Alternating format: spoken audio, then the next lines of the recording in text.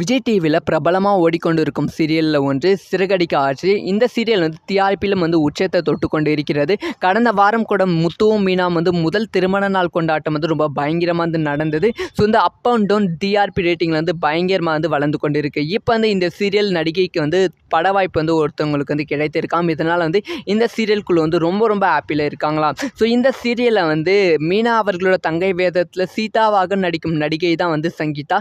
இவங்களுக்கு வந்து பட வாய்ப்பு வந்து கிடைத்திருக்காம். சங்கீதா அவர்கள் கதாநாயகியாக ஒரு திரைப்படத்தில் வந்து நடிக்கிறாங்களாம். அந்த திரைப்படத்துக்கு குற்றம் புடிது அப்படிங்கிற பேரும் வந்து வச்சிருக்காங்க. ஸோ ரஞ்சித் என்பவராக வந்து இந்த படத்தை வந்து இயக்குறாங்களாம். ஆண்மையில் தான் வந்து இந்த திரைப்படத்துக்கு பூஜை வந்து போடப்பட்டு இருக்காம். அந்த பூஜை புகைப்படங்கள் இணையதளத்தில் வயலாகி கொண்டு இருக்கு. இதை வந்து அவங்களும் ரிலீஸ் பண்ணியிருக்காங்க.